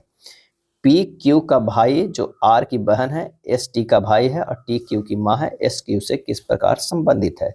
अब पी क्यू का भाई है, पी जो है वो भाई है किसका, क्यू का है, जो आर की बहन है, जो है वो बहन है किसकी, आर की। उसके बाद कह रहा है एस टी का भाई है, एस जो है वो टी का भाई है, एस जो है वो टी का क्या है, भाई है किसका, टी का। और टी क्यू की माँ है, टी जो है वो माँ है किसका, क्यू की माँ है। तो एस क्यू से किस प्रकार संबंधित है, क्यू से किस प्रकार संबंधित है ये हमें देखना है। तो माँ का भाई क्या हो जाएगा, मामा हो जाएगा, क्या है, मामा। आंसर हमारा जो है वो बी हो जाएगा। जिस घड़ी की 9 बजे की घंटे की सुई, 9 बजे की घंटे की सुई पूरब की ओर इंगित करती है, यानी 9 तो बजता है यहाँ, लेकिन ये दिशा जो है वो पूरब की ओर इंगित करती है, तो इसके लिए 1:30 बजे की घंटी, 1:30 तो है यहाँ बजता है, तो अगर ये पूरब है तो ये हमारा कितना हो जाएगा, पूरब से यहाँ 180 डिग्री चला गया, इसका 180 डिग्री चल जाएगा, तो ये हमारा कहाँ हो जाएगा, ये यहाँ से 180 डिग्री चल जाएगा तो 90, और ये आ जाएगा हमारे पास कौन सा, तो आंसर हो जाएगा दक्षिण पश्चिम हो जाएगा, 66 के जो है वो सी हो जाएगा, क्या है, सी हमारा हो जाएगा। तो आंसर जो हो जाएगा वो सी हो जाएगा, दक्षिण पश्चिम दिशा की ओर इंगित करेगा। एडिनोसिन डिएमिनोज की कमी से क्या होता है, एडिनोसिन डिएमिनोज की कमी से क्या होता है, और इसका सही आंसर हो जाएगा प्रतिरक्षी तंत्र कार्यहीन होता है, क्या है, प्रतिरक्षी तंत्र जो है वो कार्यहीन होता है। निम्नलिखित में कौन सा एक जोड़ा गलत मिलाया गया, इसमें से बताना है कौन सा जोड़ा जो है गलत मिलाया गया है। तो ग्लूकागोन बीटा कोशिकाएं स्रोत से निकलता है, ये जो है वो गलत है। अग्न्याशय के लैंगरहैंस के द्वीप के अल्फा कोशिकाओं के द्वारा ग्लूकागोन स्रावित होती है। सोमैटोस्टैटिन डेल्टा कोशिकाएं स्रोत से सही है। कार्पस लुटियम रिलैक्सिन सही है। इंसुलिन मधुमेह रोग का, ये भी सही है। तो आंसर हमारा कौन सा हो जाएगा, वो हो जाएगा ए हो जाएगा। निम्नलिखित में कौन सा विकल्प धमनियों की विशेषताओं को सही वर्णन करता है? तो ये हो जाएगा मोटी भित्तियां, कोई भी बल्ब नहीं होता है, रक्त का प्रवाह उच्च दाब के तहत होता है, शरीर के विभिन्न भागों तक रक्त ले जाती है। तो सही वर्णन करता है कौन है, तो वो हो जाएगा सी, 69 का जो हो जाएगा वो सी हो जाएगा। जो वाहिनियां हृदय से रुधिर को शरीर के विभिन्न भागों में वितरित करता है उन्हें धमनियां कहते हैं। धमनियां में समानतः शुद्ध रुधिर बनता है, लेकिन पल्मोनरी धमनी जो ऐसा है जो हृदय से फेफड़ों को अशुद्ध रुधिर प्रवाहित होता है, ये ध्यान रखिएगा। कोई प्रकाश किरण कांच के प्रिज्म के एक अपवर्तक पृष्ठ AB पर आपतित होती है और अन्य अपवर्तक पृष्ठ AC से बाहर निकलती है। निम्न कथनों पर विचार करना है और कौन सा कथन सही है ये हमें बताना है। तो पृष्ठ AB का अपवर्तन कोण आपतन कोण से अधिक होता है, दूसरा पृष्ठ AC का अपवर्तन कोण आपतन कोण से कम होता है। तो इसका आंसर जो हो जाएगा वो ना तो 1 सही है ना तो 2, हमारा ये दोनों सही जो है वो नहीं होता है, क्या है, ये दोनों सही नहीं है। आंसर हो जाएगा डी। प्रिज्म में प्रकाश किरण का इस तरह का फिगर बनेगा। इसमें क्या होगा कि पृष्ठ AP पर अपवर्तन कोण आपतन कोण से कम होगा, क्या है, आपतन कोण से कम होगा। दूसरा पृष्ठ AC पर अपवर्तन कोण आपतन कोण से अधिक होता है। अपवर्तनांक आपतन कोण के साथ ज्या एवं अपवर्तनांक कोण के जो है वो ज्या का अनुपात होना है, यानी म्यू जो होता है वो होता है sin I by sin R होता है। तो ये काफी इंपॉर्टेंट फार्मूला। आंसर यहाँ ना तो 1 और ना ही 2 सही है। समानांतर क्रम संयोजन में संयोजित प्रतिरोधों को परिणामी प्रतिरोध का सूत्र निम्न में से कौन है? समानांतर क्रम में करा है, यानी पैरेलल में करा है, क्या है, पैरेलल में। तो 1/r बराबर होता है 1/r1 plus 1/r2 plus dot dot dot 1/rn तक होता है। और अगर यही सीरीज में रहता तो R सीरीज बराबर होता है R1 plus R2 plus dot dot Rn तक होगा। तो हमारा आंसर कौन सा हो जाएगा, तो यहाँ पर देख लीजिए ये सी हो जाएगा, क्या है, सी। 71 का जो है वो सी होगा। समानांतर क्रम में है तो इस तरह के ये जुड़ा हुआ होगा, क्या है, इस तरह का ये जुड़ा होगा। मैं ये देख सकते हैं, ये हो गया R1 R2 और R3।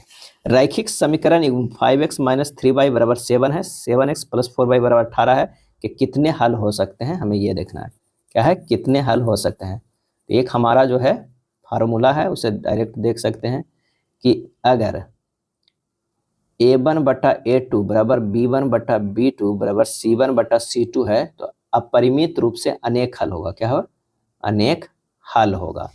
और अगर A1 बटा A2 बराबर B1 बटा B2 इक्वल टू नोट है C1 बटा C2, कोई हल नहीं होगा, क्या है, कोई हल नहीं होगा, कोई हल जो है वो नहीं होगा। तो यहाँ पर जो है हम चेक करेंगे, A1 क्या दिया हुआ है, 5 दिया हुआ है, A2 दिया हुआ है 7, B1 दिया हुआ -3, अब B2 दिया हुआ है 4। A1 बटा A2 बराबर B1 बटा B2 जो है यहाँ पर नहीं है।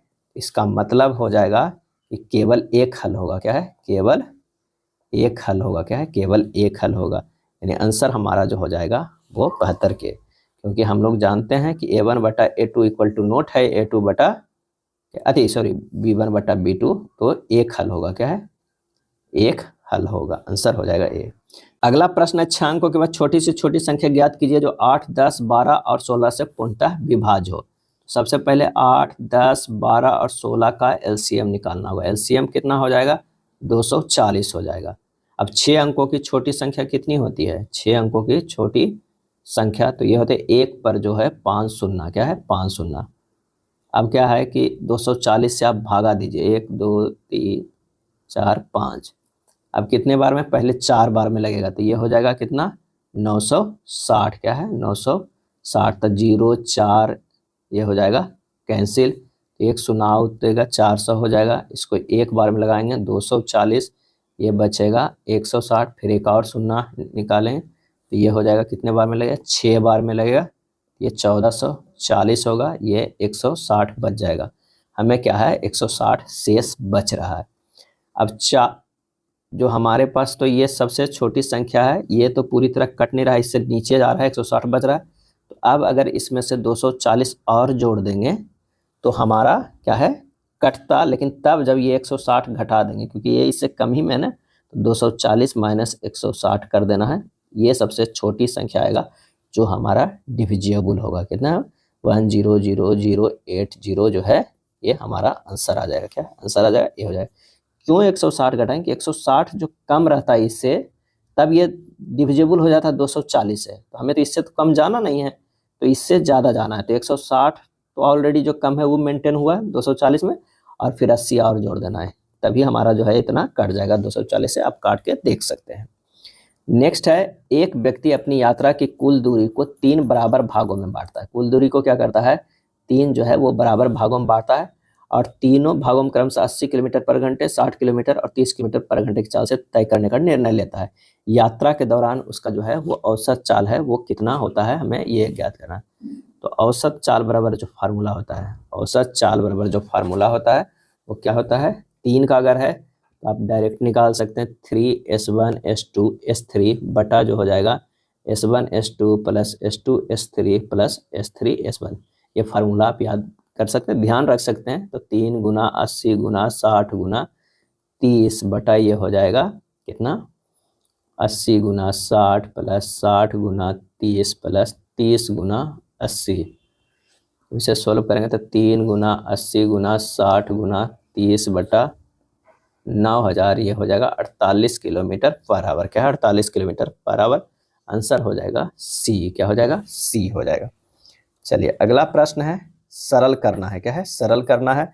1 plus ten square theta into 1 minus sine theta into 1 plus sine theta को जो है वो सरल करना है। तो आइए, 1 plus ten square theta into 1 minus sine theta into क्या हो जाएगा, 1 प्लस साइन थीटा, ये तो है। अब इसे लिख सकते हैं sec square theta into 1 minus sine square theta. क्यों लिख सकते हैं, क्योंकि sec square theta minus tan square theta बराबर होता है 1। तो सेक स्क्वायर थीटा बराबर 1 प्लस टेन स्क्वायर थीटा को सेक स्क्वायर लिख दिए। ये जो है एक बार जोड़ एक बार घटाव है, ए माइनस बी इंटू ए प्लस बी है, इसे लिख सकते हैं ए स्क्वायर माइनस बी स्क्वायर में, तो वही हमें ये कर दिए हैं। अब इसे लिख सकते हैं sec square theta into sine square theta को लिख सकते हैं, क्या लिख सकते हैं, कॉस स्क्वायर थीटा। तो ये हो जाएगा cos square sec square theta minus जो है वो sec square theta into sine square theta को लिख सकते हैं sec square theta into cos square theta. क्यों लिख सकते हैं, क्योंकि sine square theta plus cos square theta बराबर जो होता है वो 1 होता है, और sec theta into cos theta बराबर होता है 1 होता है। तो sec square theta cos square theta बराबर 1 हो जाएगा। आंसर हमारा जो आएगा वो ए होगा, क्या है, ए हो जाएगा। सरल करना है, क्या है, सरल करना है। X cube plus 15x square plus 75x plus 125 बटा x square minus 25 into x minus 5 है। आइए इसे लिख सकते हैं x cube plus 15x square plus 75x plus 125 into x minus 5 बटा एक्स स्क्वायर। इसको लिख सकते हैं ये एक्स स्क्वायर माइनस 5 के स्क्वायर, यानी एक बार जोड़ एक बार घटाव है। इसको क्या लिख देते हैं, यहाँ लिख देते हैं x plus 5 into x minus 5। तो ये कट जाएगा, बच गया x प्लस 5। तो x प्लस 5 यानी हो जाएगा कितना, x cube plus 15x square plus 75x plus 125 बटा एक्स प्लस 5, क्या है, x प्लस 5। जब इसे काट पीट कीजिएगा तो हमारा जो आ जाएगा वो x square plus 10x plus 25 आ जाएगा। X square plus 10x plus 25 हो जाएगा। यहाँ पे जो ऑप्शन में दिया हुआ है इसके आंसर से गुना भी करके देखिएगा, x square plus 10x plus 25 गुना एक्स प्लस 5, तो हमारा यही मिलेगा। आप देख लीजिएगा 5×25, इससे ऑप्शन आता है पकड़ में। आंसर जो हमारा हो जाएगा 76 का, वो कौन सा होगा, डी हो जाएगा।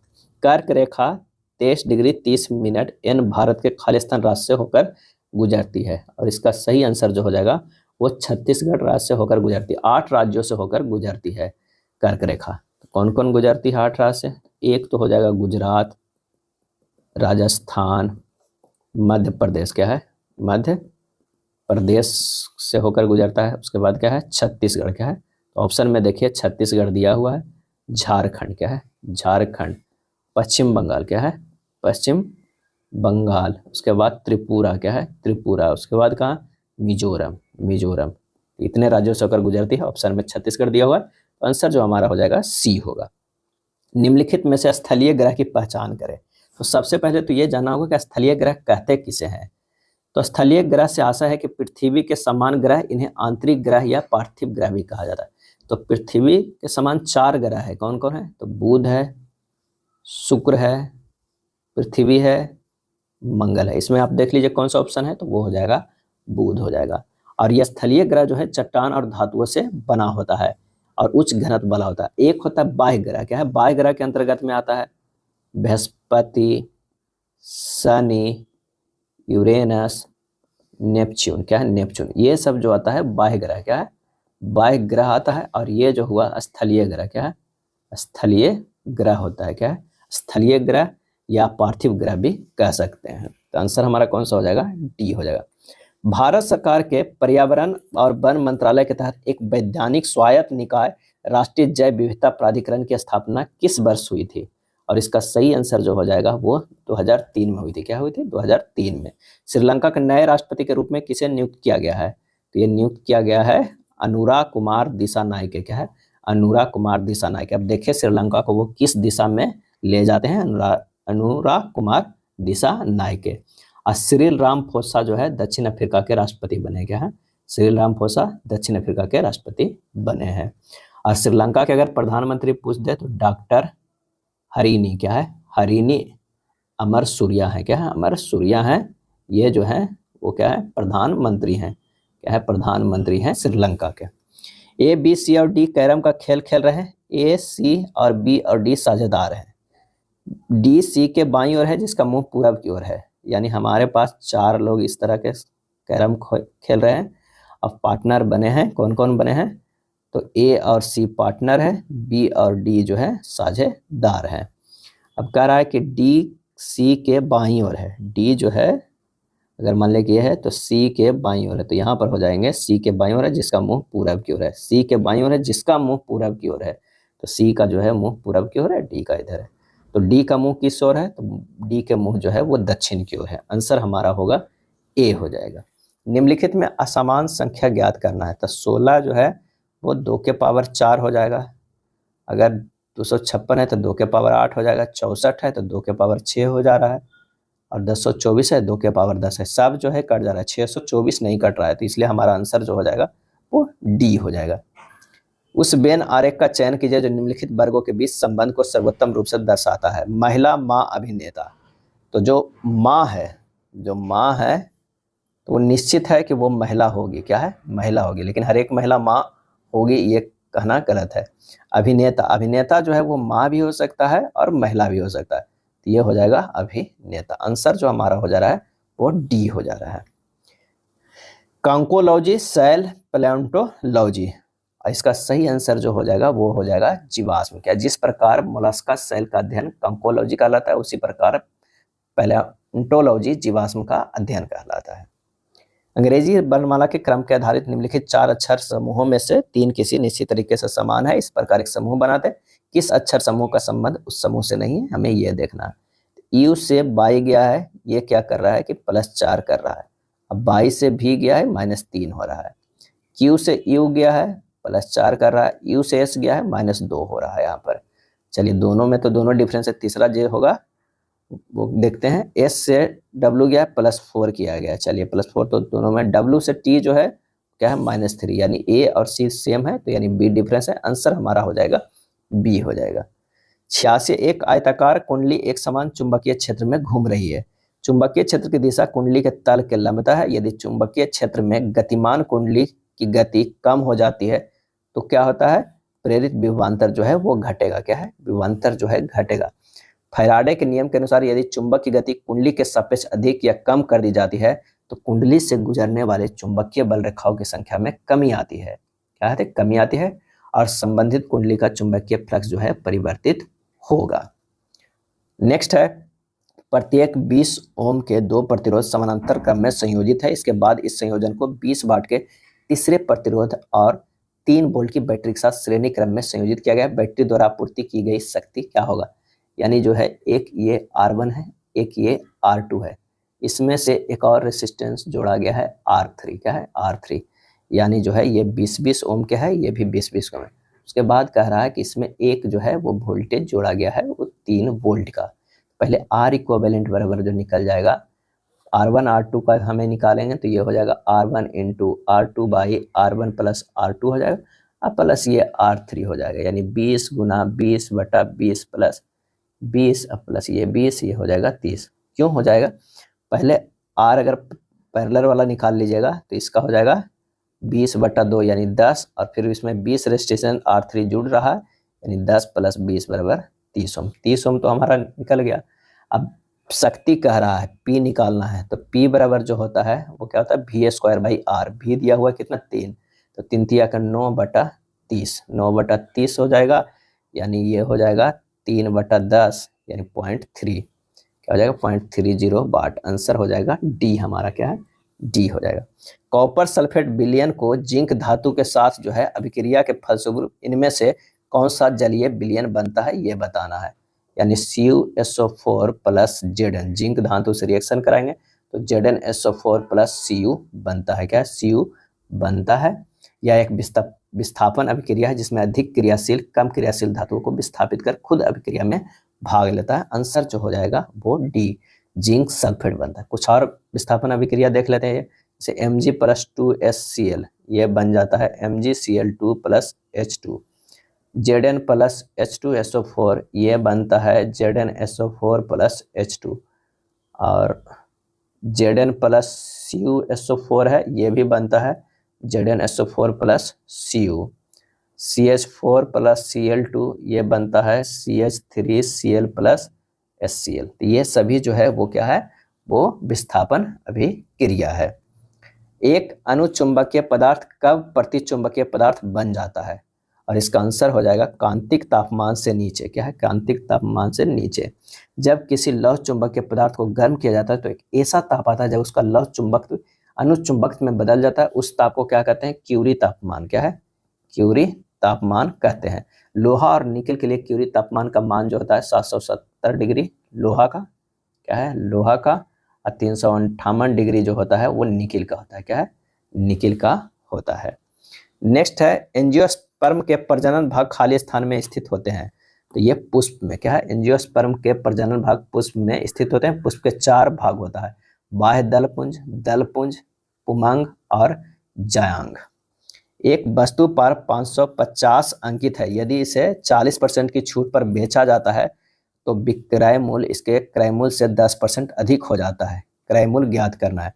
वस्तु का अंकित मूल्य कितना है? 550 है, यानी क्रय मूल्य जो है वो x मान लेते हैं। क्या? x। तो 550 में 40% के छूट पे यानी 60 पे बेचा गया तो इसके क्रय मूल्य से 10% अधिक हो जाता है। विक्रय मूल्य इसके क्रय मूल्य से यानी x से 10% अधिक हो जाता है। यही ना प्रश्न में कह रहा है कि 40% के छूट दिया जाता है तब भी क्रय मूल्य से 10% अधिक हो जाता है, यानी 10% का ये लाभ हो जा रहा है। तो x बराबर यहाँ से निकल जाएगा 550 गुना 60 गुना 100, अब बटा हो जाएगा 100 गुना 100, 100 ये कट जाएगा। 1 शून्य से 1 शून्य 11 पचे 55, 5 6 पचे 30, 300 रुपया। आंसर हमारा कितना हो जाएगा? ए हो जाएगा। एक समबाहु त्रिभुज का शीर्ष लंब 3√3 सेंटीमीटर है, इसका क्षेत्रफल ज्ञात करें। समबाहु त्रिभुज का शीर्ष लंब 3√3 दिया हुआ है, तो हमें क्या निकालना है? क्षेत्रफल ज्ञात करना है। तो √3/2 गुना भुजा बराबर दिया हुआ 3√3, यानी शीर्ष लंब दिया हुआ। तो यहाँ से भुजा निकल जाएगा। भुजा बराबर होगा 3√3 गुना 2/√3, √3 कट जाएगा, 6 सेंटीमीटर आ जाएगा। तो क्षेत्रफल हमारा निकल जाएगा। क्षेत्रफल बराबर होता है √3/4 गुना r², भुजा के स्क्वायर, यानी 6 गुना 6, यानी 9√3 वर्ग सेंटीमीटर। 9√3 वर्ग सेंटीमीटर। आंसर जो हो जाएगा 92 के ए हो जाएगा। यदि चावल की कीमत में 24% की कमी होती है और इससे आलोक 2500 में 10 किलोग्राम चावल अधिक खरीद पाता है, चावल की प्रति किलोग्राम घटी हुई दर क्या होगा? अब 10 किलोग्राम चावल की घटी हुई मूल्य कितना होगा? 2500 गुना 24/100, यानी 600 रुपया। क्या है? 600 रुपया। 24% की कमी हो जा रहा है तो ये होगा 600 रुपया। तो 1 किलोग्राम चावल का कितना हो जाएगा? 600/10, यानी 60 रुपया। आंसर हमारा जो हो जाएगा वो डी हो जाएगा। क्या है? डी। चलिए 94 नंबर प्रश्न कर रहा है cot a बराबर 5/12 है, तो इतना का मान हमें ज्ञात करना होगा। यहाँ दिया हुआ है cot 5/12, यानी ये दिया हुआ है आधार बाई लंब। तो यहाँ से कर्ण निकल जाएगा, √5 का स्क्वायर प्लस 12 का स्क्वायर, ये हो जाएगा 13। अब सेक a बराबर होता है कर्ण, कर्ण बाई आधार। क्या है? कर्ण बाई आधार, यानी 13/5। और कौशिक, कौशिक a बराबर होता है कर्ण बाई लंब, यानी 13/12। अब मान हमें रख देना है, तो रख देते हैं। ये हो जाएगा 13/5 माइनस 13/12, अब बट्टा हो जाएगा √13/5 प्लस 13/12 माइनस √17 जो है वो 7 हो जाएगा। सॉरी, क्या है? √7 दिया हुआ है, यहाँ पर देख लीजिए। अब इसे जब हम सोल्व करते हैं तो ये हमारा आ जाएगा 91/60, ये बटा आ जाएगा 221/60 माइनस √17/7 से कर लीजिए। ये हो जाएगा कितना? 91/60 गुना 60/221 माइनस हो जाएगा √17/7। क्या है? √17/7 से और हल करेंगे तो हमारा कितना हो जाएगा? √7/17 पूरे में रूट कर दीजिए, अब माइनस हो जाएगा √17/7 हो जाएगा रूट में। अब इसे हल कीजिएगा तो कितना हो जाएगा? रूट पूरे में 7/17 हो जाएगा। इसे और हल करेंगे तो ये हमारा आ जाएगा कितना? ये हो जाएगा √7/17 माइनस √17/7। हल करने पर आता है 7 माइनस 17/√119। आंसर हो जाएगा -10/√19। आंसर ए हो जाएगा। क्या है? ए होगा। 1 से 20 तक के नंबर वाले टिकटों को थैले में डालकर अच्छी प्रकार मिलाया जाता है। फिर उसमें से एक टिकट निकाला जाता है। इसके 3 का गुणक होने की प्रायिकता हमें बताइए। क्या है बताइए। अब यहाँ पर जो दिया हुआ है NS जो दिया हुआ है 20, 1 से 20 तक के नंबर है। अब अच्छी प्रकार मिला है, इस पर एक टिकट निकाला गया है, यानी ई जो है वो एक टिकट निकाला गया जो 3 का गुणज हो, यानी 3 हो, 6 हो, 9 हो, 12 हो, 15 हो, 18 हो, इतने तो हो सकता है क्योंकि 20 तक ही है। NE बराबर जो हमारे पास आता है 6, तो प्रोबेबिलिटी PE बराबर होता है NE बटा NS। NS जो हमारा है वो 6 अति 20 है, NE 6 है, तो 6 बटा 20 हो जाएगा, यानी 3 है ये 10, 3 बटा 10 हो जाएगा। आंसर हो जाएगा C। कार्तीय तल में स्थित किसी बिंदु 4, 5 में कोटि का मान क्या हो जाएगा।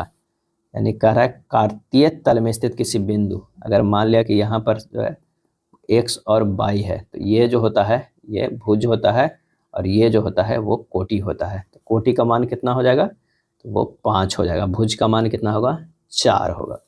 वर्ष 2024 में किसे साहित्य का नोबेल पुरस्कार दिया गया है, तो हांगकांग को दिया गया है। साहित्य का नोबेल पुरस्कार 2024 में दक्षिण कोरिया के लेखिका हांगकांग को प्रदान किया गया है। उनके प्रसिद्ध पुस्तक the vegetarian, the white book, human actors और ग्रीक लेसन शामिल है। ये सब जो है हिरोशिमा और नागासाकी पर परमाणु बम हमले में जीवित बचे लोगों को एक जापानी संगठन निहोन हिंडाल्को ने नोबेल शांति पुरस्कार 2024 जीता है। यानी जो है शांति का जो जीता है वो निहोन हिंडाल्को ने जीता है, और साहित्य का कौन जीता है, हांगकांग। अगला प्रश्न है कि ऑस्ट्रेलिया ओपन 2025 के पुरुष एकल का खिताब किसने जीता है, तो वो पुरुष एकल का खिताब जो जीता है वो जैनिक सिनर ने। और किसे हराकर, तो ये जो हराया है अलेक्जेंडर, क्या है, अलेक्जेंडर ज्वेरेव को। अलेक्जेंडर ज्वेरेव उप विजेता रहे, कौन है, उप विजेता रहे ये, और ये विजेता रहे। ये पुरुष का है, क्या है, पुरुष एकल का है। अगर महिला एकल की बात करें तो ये कौन सी जीती है, मेडिसिन, क्या है, मेडिसिन क्रीज जीती है। तो इसका आंसर जो हो जाएगा वो ए हो जाएगा। संयुक्त राष्ट्र महासभा ने भारत द्वारा सह परियोजन एक मसौदा प्रस्ताव को जो है वो सर्वसम्मति से स्वीकार करते हुए 21 दिसंबर को विश्व खालिस्तान दिवस घोषित किया है। आंसर हो जाएगा विश्व ध्यान दिवस घोषित किया है। क्या है, 21 दिसंबर शीत संक्रांति का दिन है। किस देश के राष्ट्रपति प्रबोवो सुबियांतो गणतंत्र दिवस 2025 के मुख्य अतिथि बने हैं, और इसका सही आंसर जो हो जाएगा वो है इंडोनेशिया के, क्या है, इंडोनेशिया के। और इस बार का थीम क्या था गणतंत्र दिवस का, तो स्वर्णिम भारत विरासत और विकास, क्या है, विरासत और विकास। और ये 76वें गणतंत्र दिवस मनाया गया था, क्या है, 76वें गणतंत्र दिवस। यह था प्रैक्टिस सेट नंबर 1। अगर वीडियो अच्छा लगा तो लाइक एंड शेयर कर दीजिएगा। धन्यवाद।